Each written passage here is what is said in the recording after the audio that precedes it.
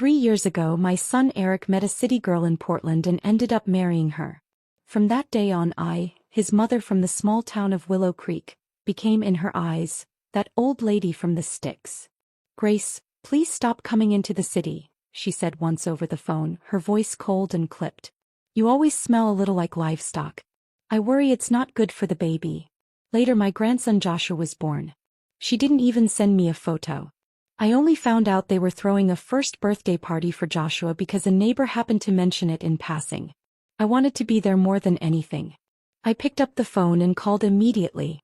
Her voice on the other end was like ice. "Grace, it's better if you don't come. You wouldn't really fit in with our crowd. And honestly, I don't want things to be awkward in front of our friends." I paused for a few seconds. Said nothing more. Hung up. Then I called Mason, the local livestock buyer. "Come by tomorrow," I said. "Take all the pigs. Every last one." On Joshua's birthday, I put on my best clean clothes, took the bank book full of handwritten numbers and walked into the banquet hall. The room went so quiet you could hear a pin drop. Eric works at a city-run energy office in Portland. Steady job. Quiet man. 3 years ago, he brought home a woman named Vanessa. She was beautiful, draped in designer labels, her nails painted a glossy, aggressive red, city-raised, no question. Even then, I had this uneasy feeling. A woman like that would never respect someone like me, someone who raised pigs and lived off the land. Sure enough, on their wedding day, I wore a red dress tailored by the best seamstress in town. I even put on the gold necklace Henry gave me on our wedding day. I wanted to look presentable, respectable enough not to embarrass my son. But as soon as I stepped up to the hotel entrance, Vanessa's mother, Brenda, looked me up and down like she'd spotted something unsightly. Her lip curled. "Oh my God," she muttered. "Where did you even get that dress? That cut? It's so outdated." My face burned with shame, but I forced a smile. "We don't have big stores out in Willow Creek. It's handmade by a local." Vanessa stood nearby, lips twitching with amusement. She leaned over to whisper something to her mother.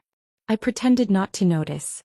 Reached into my purse and handed them the wedding gift I'd spent a year saving up for, $10,000 all in cash tucked neatly into an envelope. "It's not much," I said, "just what I scraped together from selling pigs. You two take it for whatever you need."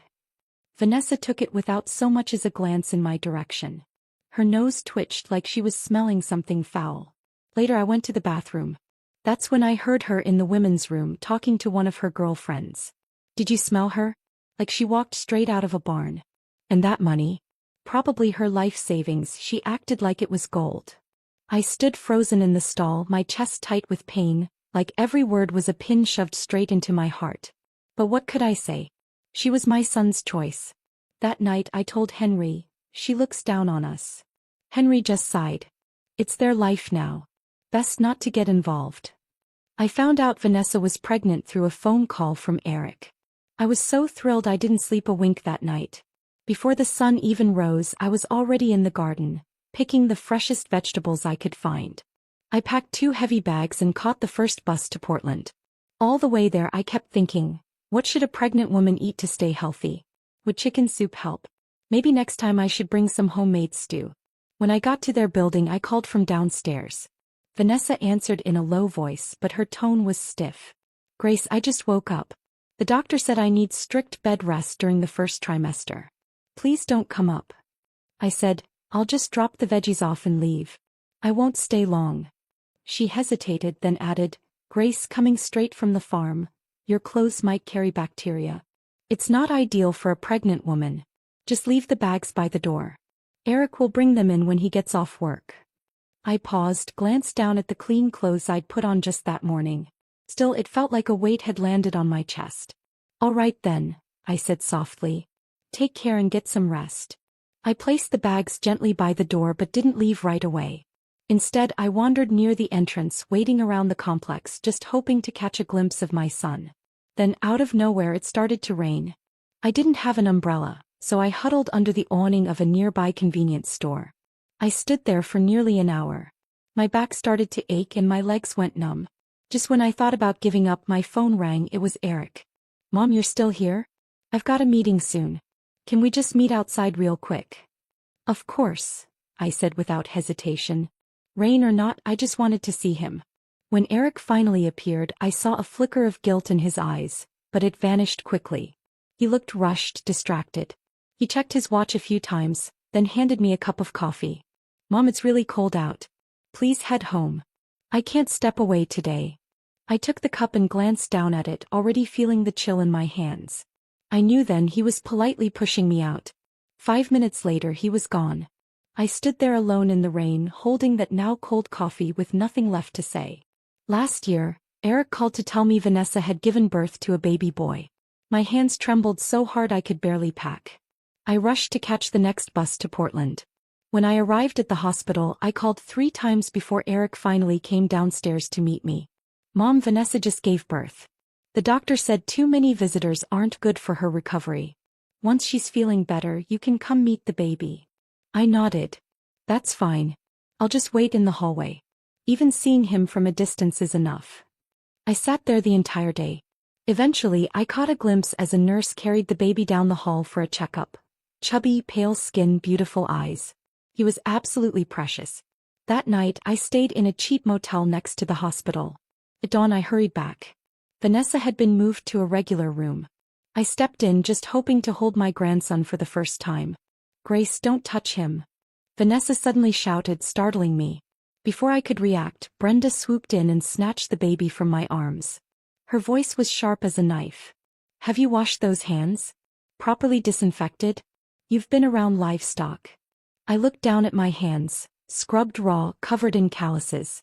"I did wash them. They're clean. I swear." Brenda rolled her eyes. "People from the country don't know a damn thing about hygiene. Raising a baby here isn't something just anyone gets to do." I stood there, my hands stiff at my sides, feeling ashamed for the first time of how rough and red they were. As if the decades of work they'd done were suddenly something to hide. Eric said nothing. His eyes darted around the room, refusing to meet mine. He looked like a schoolboy caught cheating on a test. I swallowed my pride and blinked back tears. "I won't touch him," I whispered. "I'll just look." And that's how I stood in the corner of the room, like a stranger, watching my newborn grandson from afar, not even allowed to hold his tiny fingers. When I got back to Willow Creek, I didn't tell a soul what had happened. When Henry asked about the baby, I just smiled and said, "The child's doing great. They're taking good care of him." I didn't say another word. Instead, I quietly started expanding the farm. Every morning I was up at 3. Feeding pigs, shoveling waste, scrubbing troughs, hauling feed. I worked straight through to 11 at night, my back aching so bad I could barely stand by the end of the day. My knees swelled up like there were softballs jammed inside, but I gritted my teeth and never complained. People in town said I was crazy. Said I was too old, past 60, and had no business working myself into the ground. I always gave the same answer: "I'm saving up for my sweet grandson. It's worth it." Henry looked at the deep cracks and calluses on my hands, his eyes full of worry. "Grace, please. Just take a break. Look at your knees, you can barely walk." I pressed my lips together. "This is all I know, Henry. What else would I do if I stopped raising pigs? They look down on me. So I'll prove myself the only way I can." Henry didn't say anything more. Just sighed. I often stood alone by the pig pens, tears streaming down my face, but I made sure no one ever saw. After I learned how to use Facebook, I started sending Eric private messages every day at the same time, asking about Joshua. His replies were always short. "He's doing fine. Slept a lot today. Caught a bit of a cold." I asked again and again if he could send some photos or maybe a short video. He always had an excuse. "Too busy, phone battery died, the baby just fell asleep." One day, I accidentally discovered he had set all my video call requests to auto-reject. And the posts I shared from the farm? He never liked a single one. Vanessa was more blunt. She had me under restricted. I couldn't see a single thing she posted. That moment, I clicked the lock screen. The phone went dark, just like my heart. I was his grandmother, yet I didn't even know what my own grandson looked like. When I sat with the women in town, they'd all gush about their grandkids. "My grandson's already in preschool. The teacher says he's got a real head for numbers. My granddaughter started ballet lessons. Let me show you a video." When it came to me, I just forced a smile. My grandson's still little. Chubby and sweet. Looks a lot like his dad. "Come on, show us a picture." I mumbled an excuse and slipped away, crouching behind the pig barn to wipe my tears in private. When Joshua's christening approached, I thought surely they'll invite me this time. But days passed. Not a single call. I finally asked Eric about it. On the phone, his voice was hesitant, uncertain. Mom, Vanessa just wants to keep it small. Her parents and a few close friends. Nothing big. It's really not worth the trip. I swallowed the lump in my throat and changed my tone. I made a cotton baby outfit, I said. Maybe I can just mail it? Better not. The mail can be kind of dirty. Maybe just bring it next time. I didn't argue. The next day I packed the tiny outfit and got on a bus to Portland. When I arrived at their building, the security guard stopped me. No entry without the resident's approval. I called Eric. He said he was in a meeting and asked me to wait. It was late winter. Sleet fell from the sky. The wind cut straight through my coat. I waited outside the guard booth for 3 hours. My feet went numb. My knees burned from the cold. Finally, Eric came down. He took the outfit quickly without warmth. His voice was impatient. Mom, Vanessa said, please stop coming by like this. He thinks you have a smell. It's not good for the baby. I looked down at myself. That day I'd showered, sprayed a little perfume. I made sure I was clean today. Okay, he said, waving me off. Just go. Don't let Vanessa see you. It'll only upset her. And just like that, he turned and walked away without a glance back. I rode the bus home in tears. A young woman sitting nearby handed me a tissue and asked gently, Ma'am, are you okay? I shook my head quickly, wiping my eyes. It's nothing. Just the wind. Something got in my eye.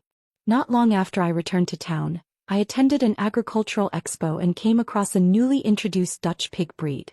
Tender meat, low fat, fast growth. The only downside? The price, steep. I wrestled with the idea for 2 nights, then finally bit the bullet and invested $20,000 to bring in a few breeder pigs. Henry was livid. He shook his head, frustrated. What are you trying to prove? We've been raising pigs for years and selling just fine. Why take such a risk now? I stayed firm. It's different now. City folks care more and more about eating clean. If the pigs are high quality, they'll fetch high prices. 6 months later, I was proven right. The meat from that new breed was incredibly tender and nearly fat-free. A high-end organic grocery chain in Portland took notice and signed a long-term supply contract. The price? More than double the market average. I dove in deeper, studying modern farming techniques, hiring vets for regular health checkups, even spending the extra money to get organic certification. Then I branded it. My own label, Willow Grove Farms. At first, folks around town laughed at me. What's this nonsense about eco-friendly pig farming? Social media promotion? That's just city people gimmicks. But when the owner of that Portland supermarket toured my farm, he was impressed on the spot and signed a cooperation agreement on the same day. Walking through the barn, he kept nodding. Ms. Grace, your operation is extremely professional, meets all the standards for certified organic. We're excited to work with you long-term. Over the next 2 years, I expanded production and taught myself business management and marketing. I even hired a recent Portland State graduate to help me set up accounting systems and teach me how to manage spreadsheets and inventory efficiently. I launched an online ordering system, recruited a few local kids to run our social media, and before I knew it, Willow Grove Farms became a buzzword among high-end restaurants. We went from 50 pigs to 500, then to 5,000. The farm grew. Orders poured in. I started hiring folks from neighboring towns. Before long, I had become the largest employer in the area, helping more than 30 families find stable income. At every town hall meeting, the district supervisor made me a highlight. Grace Miller is remarkable. She put our town on the agricultural map. She deserves every ounce of support we can give. But I never mentioned any of this to my son. To them, I was still the same old pig-feeding mom. The country bumpkin in rubber boots.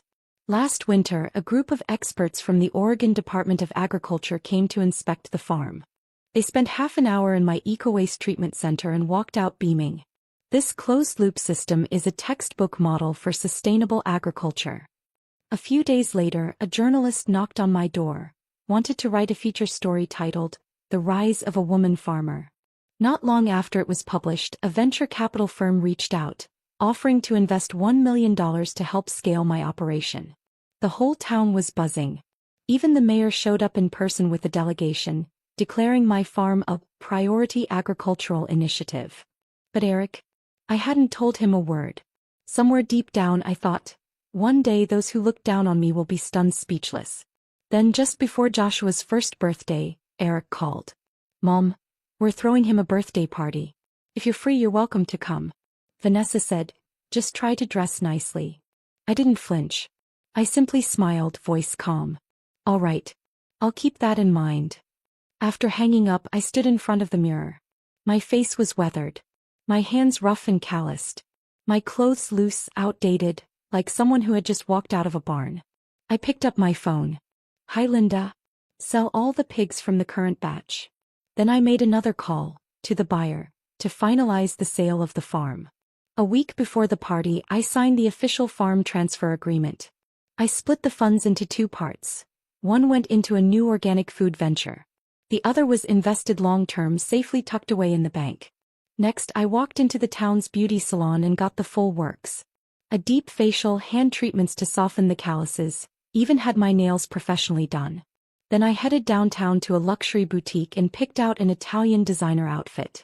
A personal stylist helped me choose accessories and a hairstyle to match. When I stepped in front of the mirror, fully dressed, I hardly recognized myself. There stood a woman with poise, with color in her cheeks and clarity in her eyes. Was that really me? Henry stood frozen in the doorway. That's my wife? I turned and smiled. Not a good look? He broke into a grin. No. It's perfect. You look incredible. Like it was always meant to be. I also picked out a sharply tailored navy suit for Henry. When we stood together in front of the mirror, smiling, it felt like we'd gone back in time, back to our wedding day 30 years ago. For Joshua's birthday party, I dressed with care. Around my neck was a diamond necklace I had just commissioned, $30,000. It was the first time in my life I had spent that kind of money on myself. As soon as I reached the entrance of the banquet hall, I heard Brenda's voice booming like she'd grabbed a microphone. Well, look who showed up. Who thought it was a good idea to let the farm woman in here? Hope that animal stench doesn't ruin the appetizers. Vanessa's father, Gary, gave me a passing glance full of disdain and muttered, Your son's sweet, bringing his mother along like that. She didn't come empty-handed, did she? I smiled faintly. Said nothing. Eric's face turned beet red. He mumbled, Brenda, Gary, enough please. Vanessa looked me over, her eyes full of suspicion and that same old contempt, until she noticed the fine Italian suit I was wearing, the polished hair, the flawless makeup. For a second she froze. Her mouth twitched into a forced smile. Grace, you're looking creative today. The tone said it all. You're trying to imitate us. I smiled back, calm and steady. Thank you. You look lovely too. I handed her the gift I'd prepared. She didn't even glance at it, just passed it to the nearest waiter like it was a takeout box. Inside the hall, I found my seat, in the far corner at a small round table with no name card. I was surrounded by distant relatives and friends from Vanessa's side, none of whom I knew. The room buzzed with chatter and laughter, but my corner felt like a storage nook behind the kitchen. Twice, servers approached me politely asking, Ma'am, are you with the catering staff? Could you help pass the hors d'oeuvres? I forced a little laugh. No, I'm the birthday boy's grandmother. Their faces flushed and they hurried away embarrassed. Eric had vanished. Vanessa was holding court at the main table, laughing with her parents and friends like nothing else existed. They spoke in French on purpose. Every so often one of them would cast a glance in my direction with that smug look. She can't understand a word we're saying. Someone whispered, Who's that old lady over in the corner? Vanessa barely looked up. My mother-in-law. From the country.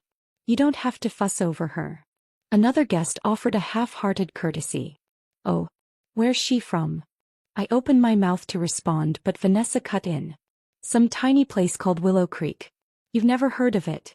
They raise pigs, grow vegetables, that kind of thing. The guest nodded, lips curling into a mechanical smile. Well, that's charming. Then turned away to refill their champagne. I sat up straight in my chair, back stiff, hands resting quietly on my knees. My expression was calm, like still water. As I was waiting for my moment, the ceremony began. The MC bounded on stage, grinning so wide it looked painful. And now, let's welcome Joshua's proud grandparents, his maternal grandparents, to say a few words. Brenda and Gary immediately rose hand in hand, basking in the attention as they took the stage. "We've prepared a special gift for our grandson," Gary beamed. "We've opened a $20,000 fund in his name, to help him grow up healthy and strong." Applause swept through the room. Guests nodded in approval, murmuring compliments. I stood up slowly. From my handbag I pulled out a thick folder and a bank book, then made my way toward the stage. The murmuring in the hall grew louder, curious, confused. Vanessa's face drained of color. She leaned toward the MC and whispered urgently, "End it. No. We don't need anyone else going up there." The MC hesitated, clearly uncomfortable, but didn't dare stop me. He gave a strained smile. Ma'am, and you are?" My voice was calm and unwavering. "I'm the boy's grandmother. From Willow Creek. Yes, I raise pigs. And today I'd like to give my grandson a gift." Vanessa's smile contorted, more painful than polite. "Grace, that's not necessary. We've already received gifts, thank you." I didn't respond to her. I stepped toward the microphone. Every eye in the room was fixed on me. For a moment the silence was so sharp, you could hear the squeak of a server's cart rolling across the floor. I stood at the front, lightly tapped the microphone and spoke in an even, unhurried tone. "I'm Joshua's grandmother. Yes, I'm from a farm. These hands of mine have raised pigs and tilled soil." A wave of murmurs rippled through the guests. Some chuckled. Others whispered behind their hands. I scanned the room. Brenda was smirking. Vanessa was scrolling on her phone. Gary looked like he'd rather be anywhere else. I paused, drew a breath and continued, steady but firm as steel. "Today I just wanted to share something small. I've recently sold the farm I built with my own hands, Willow Grove Farms." I opened the folder and held it up for all to see. The bold print of the contract figures stared back at the audience. With complete calm I lifted the purchase agreement high into the light. "This is the signed transfer of ownership for Willow Grove Farms. Total sale amount, $1.2 million. The room went dead quiet. Even the piano player missed a note. Gary scoffed. "You've got to be kidding. Pig farmer. Signing $1 million contract." Brenda let out a huff. "Probably fake. Anyone can print a sheet of paper." Vanessa leaned toward the MC, her voice sharp and panicked. "Cut her off. No. This is humiliating." I didn't even look their way. Instead, I pulled another set of papers from my bag and held up a slim bank ledger. "This is the education trust I've established for my grandson Joshua. $100,000. Set aside for his future should he ever wish to pursue school." I paused again, sweeping my gaze across the stunned faces. The MC stood frozen, completely lost for words. A hushed wave of chatter spread across the crowd as people reached for their phones, searching Willow Grove Farms in real time. Then someone stood up, shouting from the back. "She's telling the truth. I read about the farm sale on a business site last week. There was an interview with her." Gasps and excited murmurs filled the air. Brenda's smile froze on her face. Her lips twitched awkwardly. "That can't be right. Maybe she mortgaged her house for the money." Gary, fuming, marched toward me and tried to snatch the papers. "Let me see that. There's no way someone like you made that kind of money." I calmly pulled the documents back. "Sorry. That's not something for you to touch." His face flushed red and a few guests stepped in to stop him. Vanessa stood stiff, her jaw clenched, eyes darting. You can't be serious. You've been raising pigs your whole life." I turned to her and smiled gently.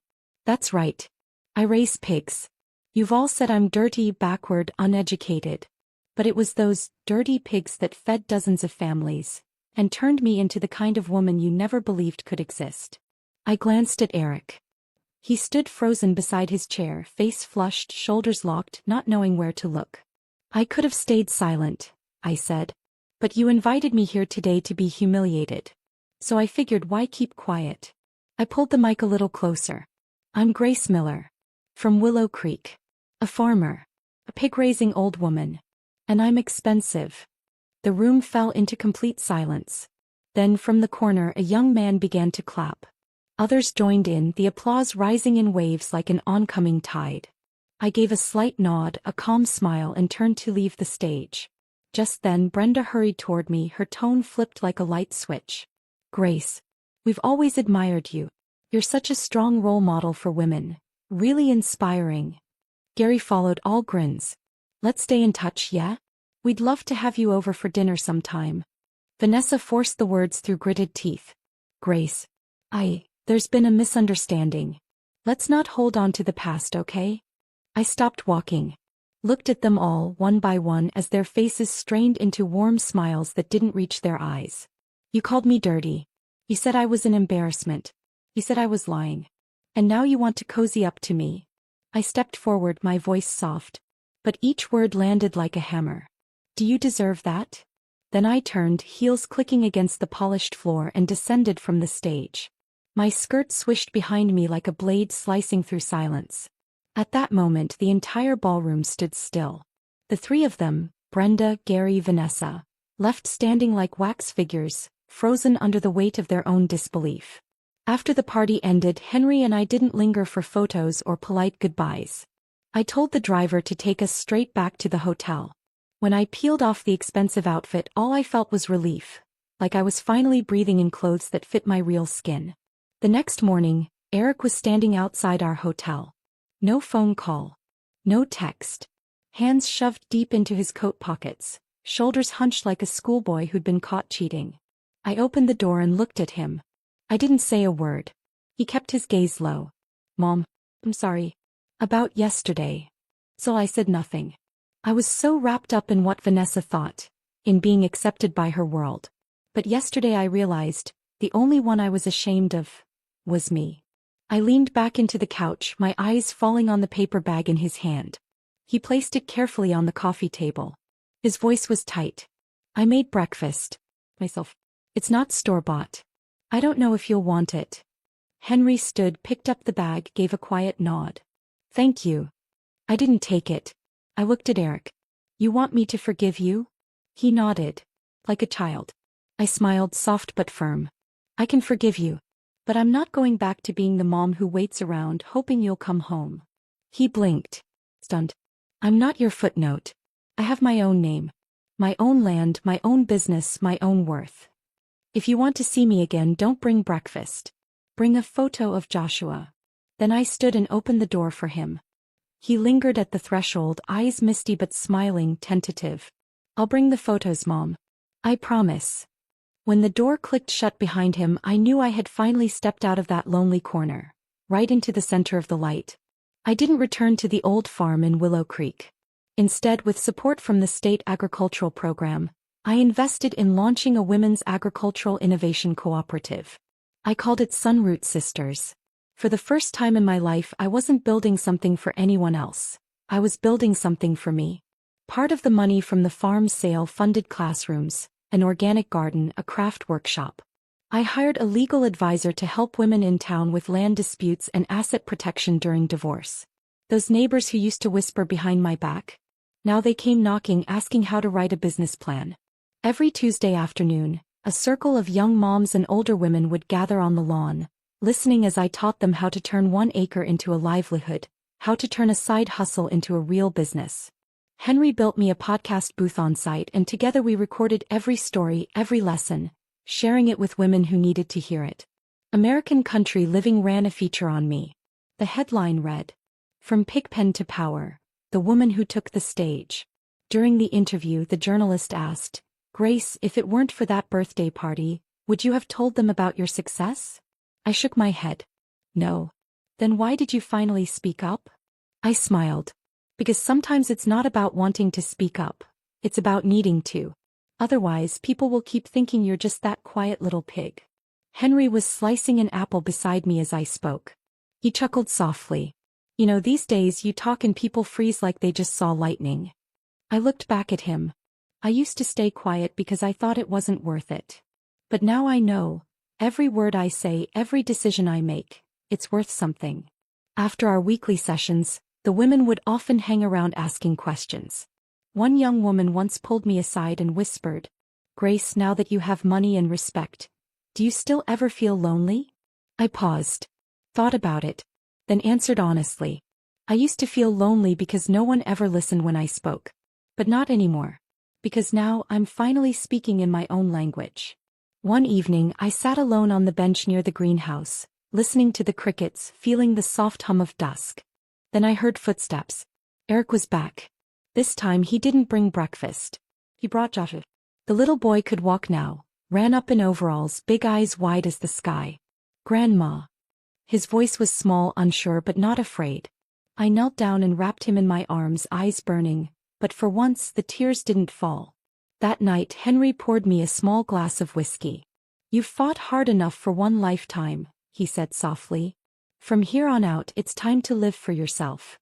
I raised my glass, tapped his gently. "To the woman who walked out of the pigpen. And to the woman who'll never bow her head again." Out in the distance the lights in the greenhouse still glowed, soft, steady. Like all the tears I'd ever shed. Like all the fire I'd ever carried.